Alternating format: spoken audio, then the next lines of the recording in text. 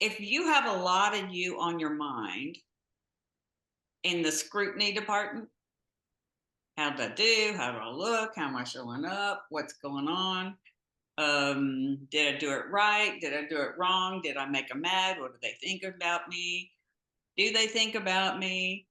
That I messed up. I didn't mess up. I should have a yoga body. I should have 10 more pounds. You see, you can't have a lot of you on your mind and have a better feeling.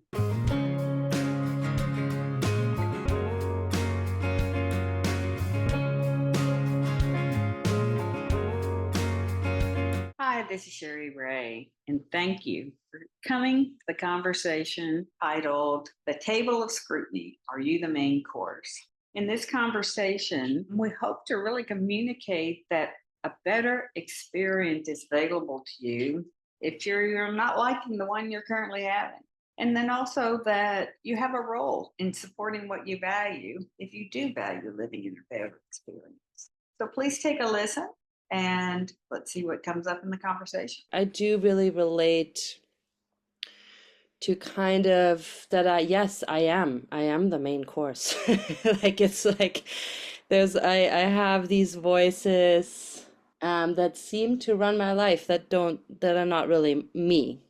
They're others, so kind of this there's a lot of dialogue I do find going on. And it's like I would say, yeah, like a critical voice that's loud or can be loud. So I Mm, definitely relate to that. I think what you bring up is so helpful because, even in this moment, if you kind of reflect on how often you're the subject of your thinking, Yeah, right. Yeah. Mhm. I think that's a really good thing to notice about how how much of how much of my thinking has me in the subject line. Mhm. Mhm. Mhm. And so, um, kind of to start our conversation, I wanted to just ask you to describe what experience would you like to live in your life? Mm. If you could choose any experience more of the time, what would it be? You're asking all of us, I guess. Sure, just Yeah. we'll just share whatever. Um, I mean, the first word that came up for me is spaciousness. So I think just like an experience of more space to just be. Spaciousness and being in that spaciousness without, yeah, being closer to who I am and not running around like a chicken with a head cut off. Mm-hmm. Mm-hmm. I love that. I've always loved that word spaciousness and Mm. just the feeling of it. I don't know why that word has such a pleasant vibe. Yeah. Great. Ease, peace, and enthusiasm. Mm. Excellent. Excellent. Excellent. Anybody else? Those are great, great points. I think for me, it's like she said, spaciousness, but more of a like around myself, maybe negative space. I'm liking the negative space, like where there aren't things. Like it just seems like everywhere I turn, there's things, and that that I think might need attention, or I might. I'm thinking I need to do this now. I might not ever get the chance again, or and just complicating things. So, I mean, just baby steps of making things more simple. That's great. No, I think that is.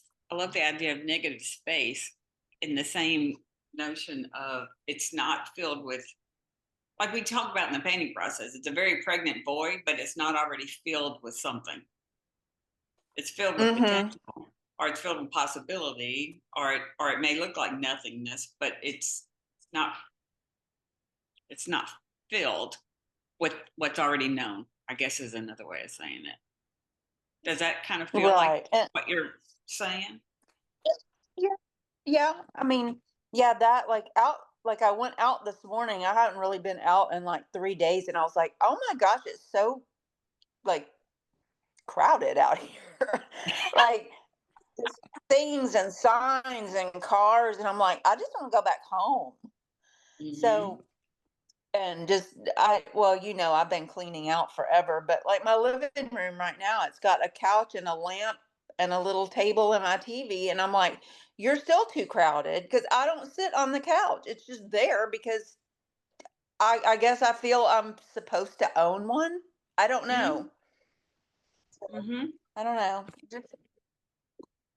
No, that's everything. It sounds like really everything's up for grab, so to speak, in a place of really being curious about what needs to fill my space, or what do I want in my space. And I think the physical space reflects the internal as well. That's scary. So it's like whatever's here is going to be out here, and whatever's out here is a reflection of what's happening up here. That's really scary for people who do art because It's just like, whoa. it tends to close in on you. It does, and it's so convincing that it's out there. It's so convincing that it's out there. But if you're drawn to make space, and then you start to see that it's a movement. It's a movement of clearing space on the outside, and it will come back to clear this on the inside too. Well, does that translate to mean that if I have one space that's really got a lot of stuff in it, and then I have other rooms that are clearer, so you think that translates to my brain, like, or my whatever, my internal, that parts of it are manageable and clear, and other parts are not? Well, I think if the space bugs you, if it doesn't bug you, who cares? You know what I mean? That you're not having a less than pleasant experience of the space. If you can live with all that stuff. I mean, it's like like people that love collections. They take a lot of comfort in their collections in a way. They don't see it as overwhelming, or they don't see it as too much. Everybody's different in what they're and in this conversation, we're talking about what experience we would like to have expand in our life, and what's potentially our role in what could contribute to a better experience of life. That's kind of where this conversation is going to travel through. So in that place of like the desired, what experience would you like to have more of? The words y'all mentioned were spaciousness, beingness, ease, peace, enthusiasm, and I think making space, or how did you put that? Like just making negative space.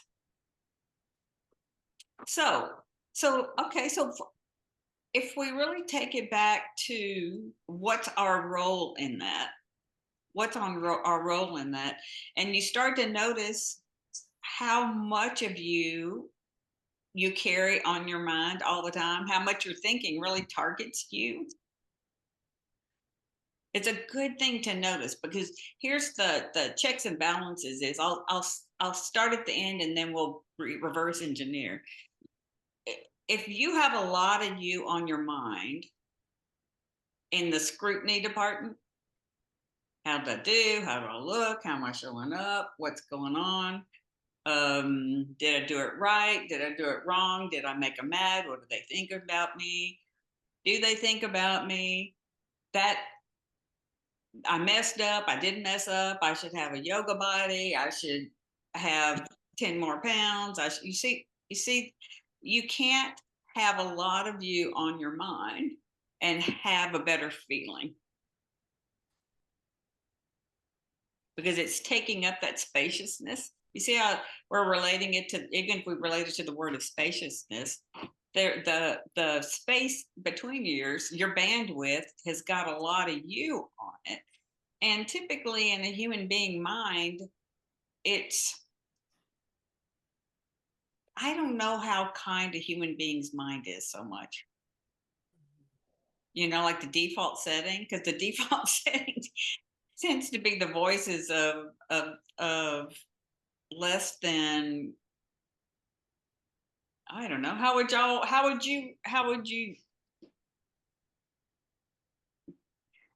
you share what the tone of your thinking is about you? Yeah, I can relate to that. I feel like for me, the way I'm thinking about it more and more is that those thoughts about me are like they're like little protectors inside of me that are trying to keep me safe somehow. And so they're like, you should do this or you should do that. And it sounds very critical, but it probably in the end comes from a hurt place, from a not Mm-hmm. healed place inside of me where it's like a part of me had to take on a protector role at some point, and they're still doing it. And they don't know I've grown up and I can deal with the situation myself now, but there's this piece of like, so I'm starting to think of them not as much in terms of these, I mean, they're still annoying, but not in terms of this like wanting to get rid of, but almost like these little children that need tending. Like there's that voice again, like Mm-hmm. still telling me the same thing. Why does it keep telling me the same thing? Like what have I not told that voice that it can relax, kind of a thing. So trying to approach it less antagonistically, I guess, to be like, cut you out of my life. Like if I only do this, then you'll be gone. And Mm-hmm. more like attachment style parent, where it's like, what's going on for you? Like, why are you trying to protect me here? Like, I'm fine. Like, what's happening for you? Yeah. Mm-hmm. Mm-hmm. Hmm. And when you start to value how you're experiencing life, you can gain understanding about the innocence of the role your mind is playing in your life. It's a very innocent that we are thinkers and we believe what we think. We're very, very, very innocent in that because we can't override the system. So if we take it back to like a natural state of being, and the example that came to me was like a kid playing, just a kid playing out in the field, in the backyard, on the playground with buddies, something like that, like a neighborhood kid, even just, toothpick races in the gutter after a rain, just kids playing. If you in that very natural state of being of playing, do you notice that what do you notice about the qualities and the qualities and the characteristics of a kid just playing? Easy. Easy. Mm-hmm.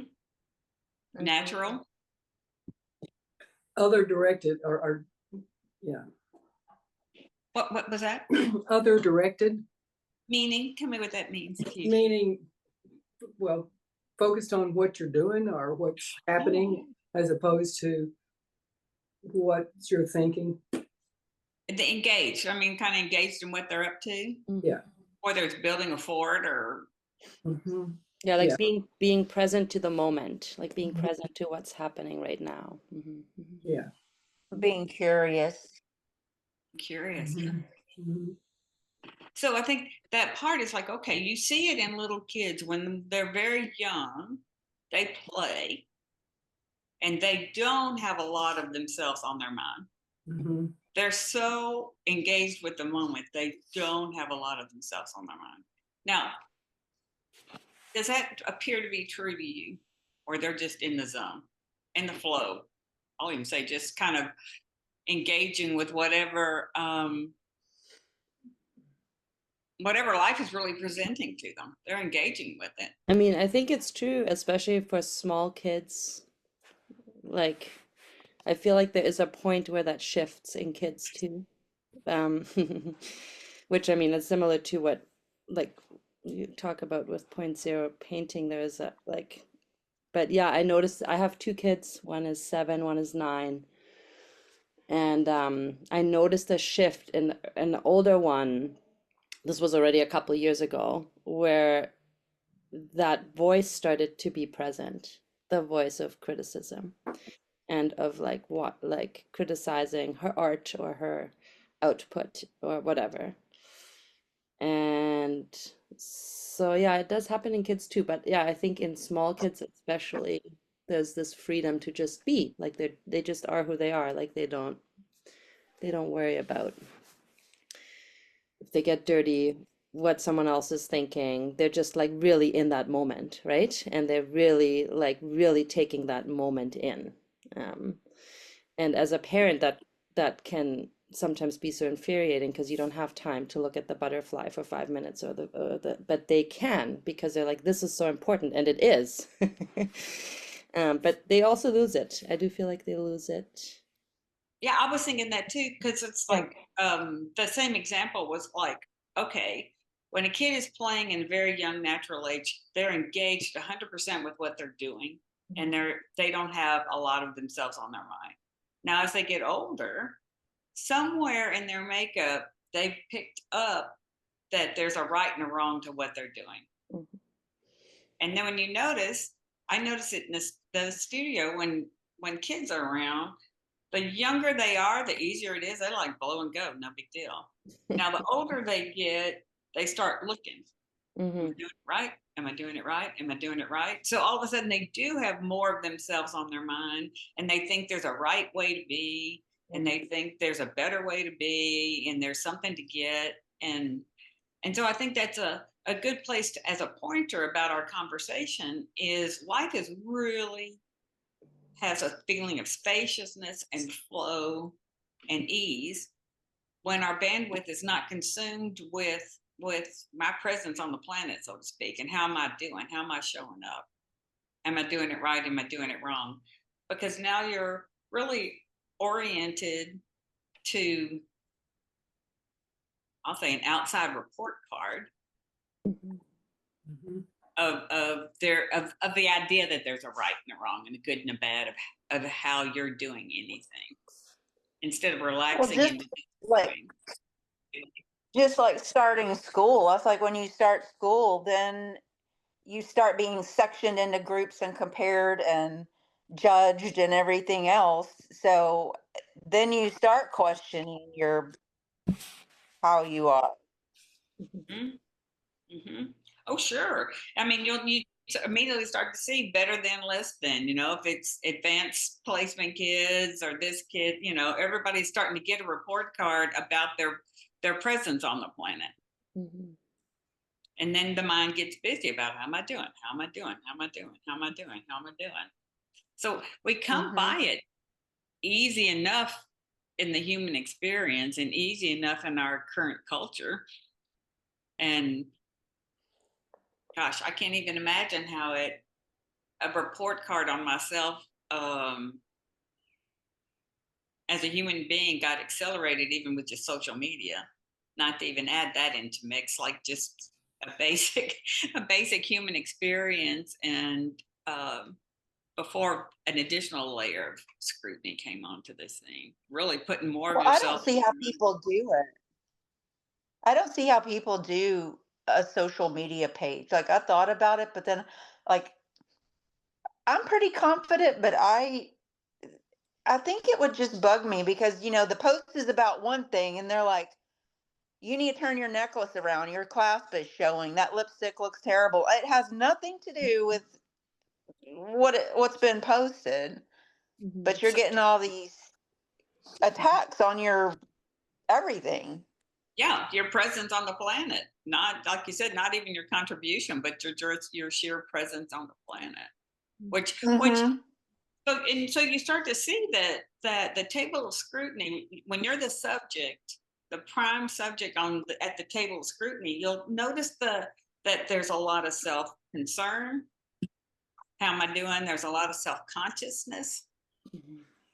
and you have a easy to say, like, even comparing, and you just see there's a whole lot of me on my mind. And I'm hoping that through this conversation that you start to see how that really mucks up the gears of living in the flow, and how it's the idea of being, I guess you can be self-aware, but there's really not a need to be self-conscious in a report card fashion. It's like being self-aware is in a way of saying, I'm here because I'm here. I seem to be, this is where I am, and this is what I'm drawn to engage with right now. That it could be that simple. It could be that simple. Now, you know, even in the workplace, you know, it's not every single minute that you're up for review and your salary is going to get based on how you're showing up. You know, that's a real life adult thing where you go up in front of review. But think of how much space in between a biannual review that you're kind of reporting out on how you're doing. So we have the awareness, and then all right. And so and then it's like, all right. So when you start to really value how you are experiencing life, a lot of people think they're victims to their experience of life. I sure did for a long time. You know, that if you know, if I'd had different parents, I'd have a different experience. If I had a different partner, I'd have a different experience. You know, I mean, the classic is like, oh my God, if I won the lottery, I'd have a different experience. You know, you see how often that happens, that or we tie our experience to the outside world. And so it's like, no, what we look like, it's contingent on something outside of ourselves. And so one of the key factors about living in a better experience of life, bottom line, is noticing that the more you take yourself off your mind. Now, I say that in a way of like going, it's not something we can control. You know, thought of who I am, how it shows up, you know, everything's going to come in the head. But I think if you start to see the correlation between, I want to live in a better experience of life, I can't indulge a report card. It doesn't make sense to indulge a report card and think I'm going to feel better. I feel like it's so obvious that the short end of the stick, when you indulge a report card, I don't know about you guys, but if I indulge a report card, I come up with the shortest end of the stick. I don't come up with a magic wand, you know? So does that make sense in that the innocence we have picked up along the way about how am I doing? How am I showing up? We've talked about how that kind of goes from a very pure innocent state in kids until somehow we start believing there's a right and a wrong way. And then our experience starts to suffer from that. And so if we value our experience of life, we can start to see areas where we can have some power over it. Now, when I say power over it, I don't mean stopping the part of us that wants to compare and judge and report out on us. We can't stop it, but what we can do is not indulge it. And whatever we don't feed stops growing. If we stop funding it, fueling it, it'll stop growing over time. And then what will happen is your experience of life is going to improve. You're going to be living in a better feeling just because you have less of you on your mind. And then as you stump your toe in life, as we all do, we either, put our foot in our mouth, stump our toe, make a mess, whatever, it doesn't matter. It's like that one of the key components is, okay, I can reflect on that and see what my role was, if any. And reflection in this conversation can be really just looking to see, what was my part in that? Did I intend to, hurt that person's feeling? Did I set out to, stump my toe, whatever it was? Did I intend to trip and fall on that parking stop thing? It's like, no. It's like, okay. Is there anything I can take from that I can use? Okay, maybe when I'm walking through the parking lot, I'll notice those concrete things that you park up next to and do my best to notice them instead of just walk blindly through the parking lot. That can be the end of the story. Now, we have the opportunity to reflect, let the situation move through, but our mind tends to want to ruminate. Now, ruminate is gonna be scrutinizing your every move in a place of right and wrong, good and bad, should have, could have, didn't, supposed to, ought to have. And then you allow yourself to just keep examining it over and over and over and over again. And then the more you examine it, the more the mind wants to pull you into that and examine it some more and some more and some more and some more. So you have the difference between reflection and letting the situation pass through, or you have rumination where you take a seat and just kind of chew your leg off, is what I used to call it. I was like, man, I can just sit here and chew my leg off on this situation. So in that place, do you see a distinction between reflection, which would be like in the self-aware category about just reflecting on it, and rumination? Yeah, for sure. I see the distinction. Yeah. And so if you kind of even just kind of check into the vibe of reflection and letting a situation pass through and sitting in the situation, which one, if you just checked in on the vibe, which one has a higher vibe? A higher vibe? Hmm? What do you mean by higher? Like more energy? Yes, yes, yes. Or ease. I'd even say ease. Well, I would say for me, I would say the higher energy one it would actually be the rumination part because it would be like energy in terms of like that wheel turning.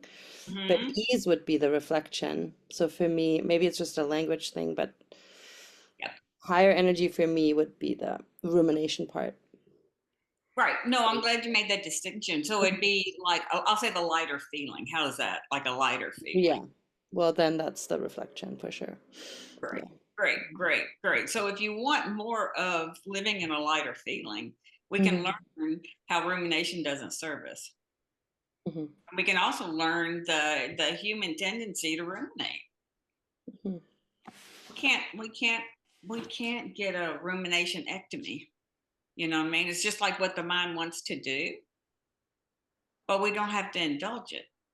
You see, you can be like the little kid outside playing, going, "Oh, wait a minute!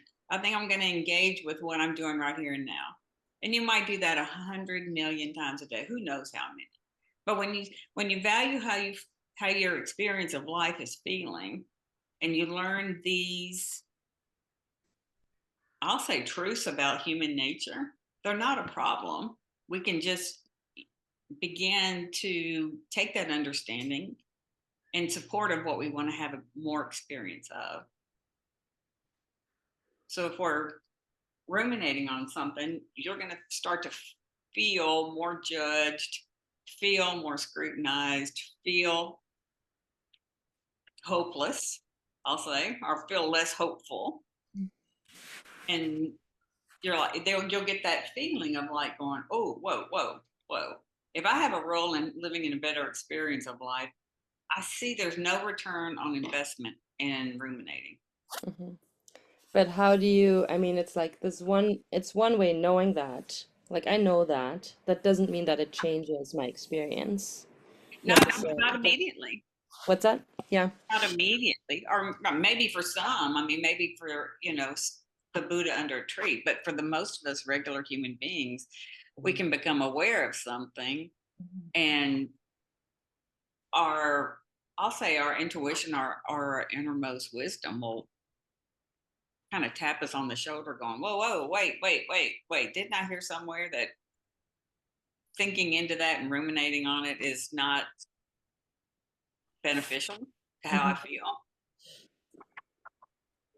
And it starts to inform you if you allow it, but it doesn't happen immediately. I mean, I guess some enlightened beings, but the rest of us humans are just human trying to navigate navigate all the emotional stuff and the mental stuff of Mhm. of living. I was ruminate. Well, I wasn't ruminating so much. I was just like in the moment, you know, judging everything I was doing. And it occurred to me, you know, could you be a little kinder, you know, to yourself? You know, so that was a helpful. Very much. Yeah. That was a perfect example of a tap on the shoulder about whoa, whoa, whoa, whoa. Yeah. Yeah. Yeah, I feel like for me, there was also a shift with kids, having kids, because I realized I love them for who they are, not what they do or what their output is. Mhm. I want them to have a role model that loves themselves, basically. And so that for me was a real shift around, and they're two girls, and so a real shift also around like how I would talk about my body. Like I just don't put my body down anymore since kids, because I'm like, they will pick up on all those little things, even Mhm. if I don't say it to them. So that helped to me with some of those judgmental pieces, or where I'm just like, oh, it's like, or like you're saying too, in terms of like, it's like my kids make a mistake. I'm like, it's okay. You can make a mistake, but do I say that to myself too? Like, do I also model that to myself when I make a mistake, or am I just like upset or angry or whatever if I make a mistake? And so that idea, yeah, the parent analogy has worked for me in terms of being like, oh yeah, I'm not parenting myself very well. Even if I try really hard with the kids, but maybe if I try harder with myself, the trickle down effect is just as powerful, maybe even more. And I think exactly that once we start to live in more peace with what just the nature of being human, Mm-hmm. and a teacher for that, what a teacher for that to just, I think about just some little kid doing something, Mm-hmm. like in the flow of not knowing, like in the flow of of just playing. Yeah, well, this is a crazy example. This is what came to mind. It's like when I was a little kid, a neighbor and I were playing with a slingshot on the curb. We're just playing with a slingshot, and we're thinking, "Oh wow, here comes a car. Let's hit the hubcap." You know what I mean? We don't hit that we is the royal we, me. I pull back that slingshot, and I bust out the driver's side window. Oh man! But it was like there was no real intent to Mm-hmm. crash that car. So I mean, it's like that. Really, it's hard to even see a kid as innocent. But our mind goes right to like you meant to do it and you did it on purpose, But and it's like also, then I have a question for you. So you did this as a kid and you had the immediate feedback from just seeing the windows crash. So now right? Like you have new information about like, oh, that's what happens. Like, because right, like kids are a lot about like, what will happen if I do this? Like what will happen if I drop this in the toilet? right, And it, exactly. and it's not out of ill intent. It's just it's this curiosity. And then I would think that for often, then if you let kids actually make these mistakes, I mean, breaking a car window, it's pretty extreme, but if you let them make these mistakes, then they have that immediate feedback, like they will understand, and also almost like they will know not to do it again, certain things, right? Like you probably, it's not like that didn't, like you didn't need someone telling you that that was bad. You knew that right away when it happened.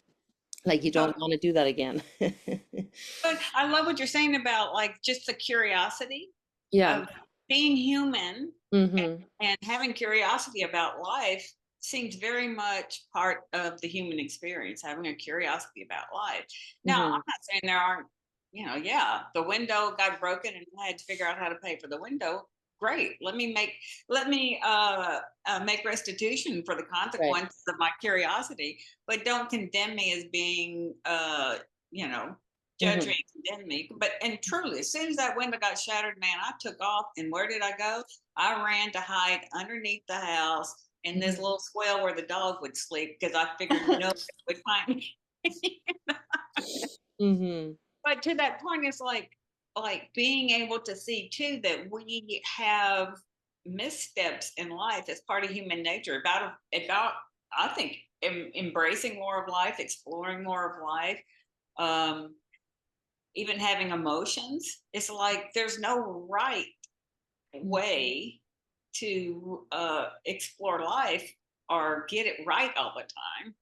And so, Mhm. in that innocence, we can have being a model for, accepting humanness Mhm. Mhm. Yeah. Yeah. instead of making it about a character. We tend to internalize it about the character and the quality of a human Mhm. being Mhm. that Mhm. we are. Yeah. Like I feel like that if social media would have been around when I was a teenager, I would be totally canceled. Mm. Like all the outrageous things I've said, the sexist, the racist, the like, but it's a little bit similar in that way of like, there is a time in life, especially where you need to try out these things. And sometimes when I hear myself saying something out loud, I'm like, oh yeah, I actually don't believe that, even though I just said it. But if I don't say it, it's not out. It's not out for me to look at. And so now, whenever someone says something and it's online, it's like, that's it. That's the person. That's their character. Yeah. And it's unchangeable, right? And so Yeah. there is a little bit of a stuckness around how do we have conversations if what we put out is then, yeah, like I feel like there is this part of like you need to let things come up, even the things that maybe are scary or wrong, just so you can look at what's there. Like, what are we dealing with? Or do I believe this? Do I not believe this? Why did I just say that? Do I have a bias that I didn't know about? Like all those kind of things. Hmm. Yeah. Hmm. The sofa. I love that about, like, wait a minute. Hmm. Why is that there? Right. Yeah. Like, where did that come from? Like, why did I just say that? Yeah. Yeah, or like when you just say something you wish you hadn't said. It's like, okay, now Hmm. I'm the Hmm. only person that has ever lived that said something they wish they hadn't said. Yeah. You know what I mean? Am I the only person? It's like, no. So you kind of can, in a moment of reflection, put it in context Hmm. about the human experience and being human, and not thinking we're machines, and not thinking Hmm. we're, that somebody out there has gotten it right from birth until they drop their body, birth to death. It's like, Hmm. no, no. Hmm. But in that place of you'll see that a smoother, gentler ride will come from embracing our humanity, going, don't like it, wish I hadn't done it, Hmm. can't do that with me. I'll make up it was my evil twin, whatever it was, you know. Hmm. Hmm. But she's in there, and so what? So does everybody else. Anytime anybody gets scared or feels insecure, their evil twin comes out, Hmm. or their scared twin comes out, or whatever it is. So we're all of that. We're all of that, and making it's. I love the word scrutiny, scrutinizing myself. That somehow I should operate outside the realm of being human. Hmm. Hmm. Can't happen. We didn't come in as raccoons, we just are whatever creatures that might not think about themselves, but we don't have to take it seriously, and we can allow ourselves to, like I said, reflect versus ruminate. It's gonna allow you to live more free and present and childlike. And no offense to raccoons. No offense to raccoons or snakes or spiders or anything.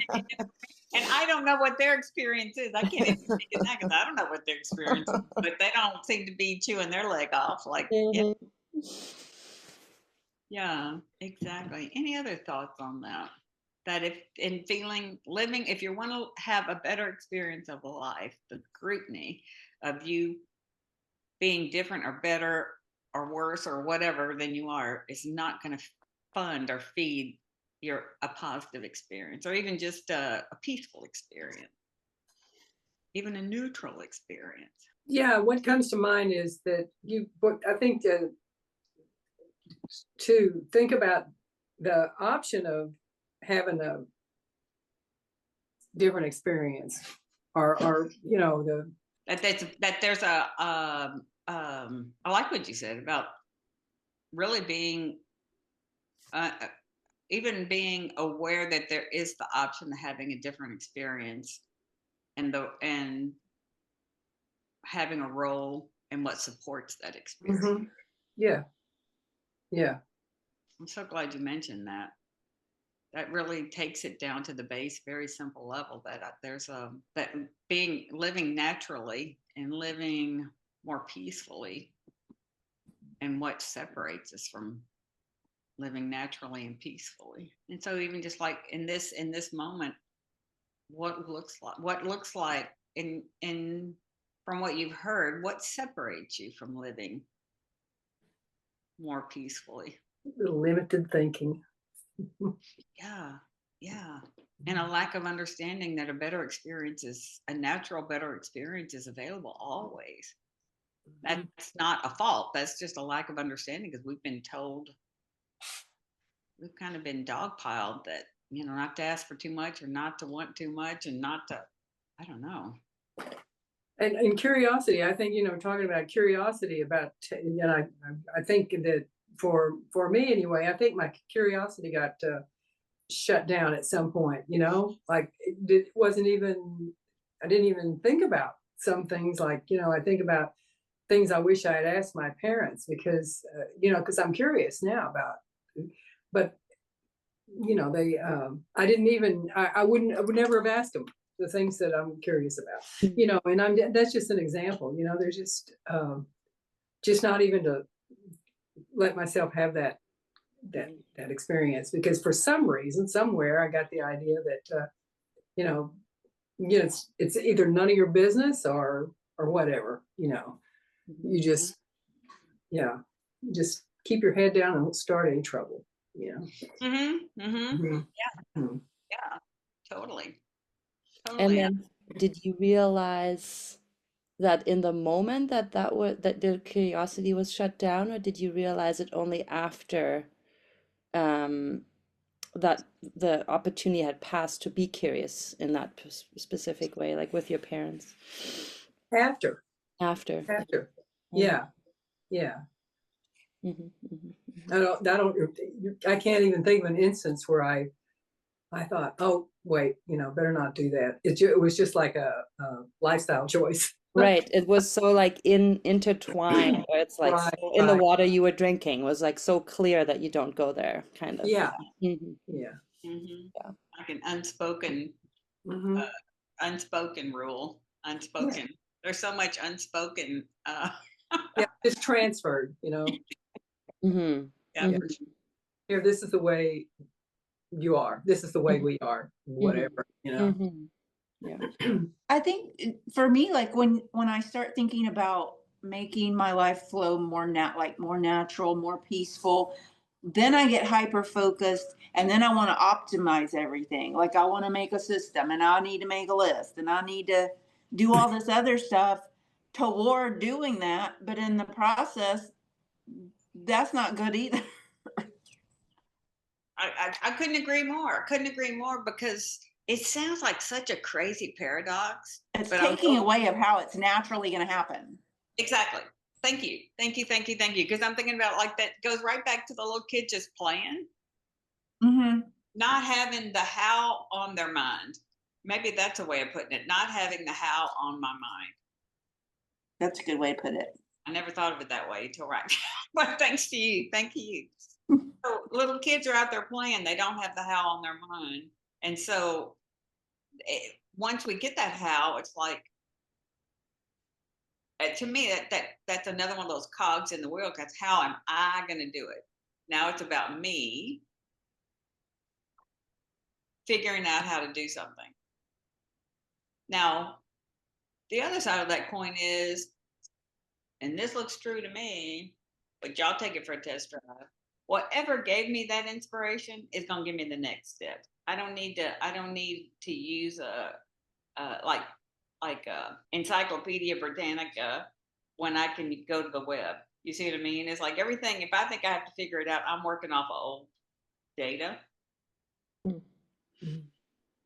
and I can allow more information to come to me on something. And it may say, go look up XYZ. Great and wonderful, but you're not. You didn't hijack the process. Yeah, and you might be inspired to go make a big long list, and Exactly. then throw it away or whatever, you know, or whatever Exactly. else you're inspired to do. Yeah. Exactly. Exactly. Mhm. Exactly. And you can relax. There's where more relaxation comes, going, give me my next step. I'll go play until I get the next step. But take your eye off the project. Take your eye off the hell. Take your eye off the hell. I think that's a really great point. Good morning. Sorry for the interruption here now. I have been able to jump on from my rather public cubicle space at work this morning, so may just use chat. All this resonates. Oh my God, I am so in this question. Approaching retirement from decades of mental health nursing. I have little idea who I will find in the negative space. Yeah, too much time used up with the me. Sorry, now there's more. Used up with the me on my mind scrutiny versus creation and listening to the invitation from deep within. Stillness habits seem to bring about less scrutiny and more response to an emerging call to new action. Also getting to the parts, work, seeing the protectors and those exiled parts, the lost friend part. I think my lack of sufficient devotion to a stillness practice to develop the reflection muscle is what separates me from the ease of being. And then your last reflection on not having a how is great. So no rule about stillness practice. Yes. I love that. Thank you all for it all getting distilled down to giving up the how. Yeah. Because that would be, to me, is like a recipe for letting things happen naturally. Just give up the how and the scrutiny, the reflection versus rumination. Those are the points that kind of come to mind about I can let every situation pass when I find that I can let every situation is kind of like a it might be a bitter pill to swallow, my role in something, but then what comes in behind is kind of like a glass of water when I go, okay, am I the only human being that has had a misstep on this particular thing or anything else? No. So I'm like, oh, okay. So you're not the axis of evil. You're just another human being that had a misstep, and it's kind of like gives you a drink of water and something to, you swallow the hiccup a little bit easier. And you're not the saint that fell from grace or whatever. Oh, exactly. They're not voting on me from right now. I mean, they're not. Yeah. Mother Teresa, I have to give her back the crown. It's like, no, I'm not the saint. I'm not the sinner. It's just a human being on the planet walking through life. What a fun conversation. I'm so grateful that the distillation of when community comes together and shares how a realization can be discovered. And in this conversation, when we notice that we can truly live in a better experience, the less of me I have on my mind, the realization that a better experience is available, and that the easiest way is to give up the how. Thank you for listening. I hope you'll join us in the next conversation. Thank you.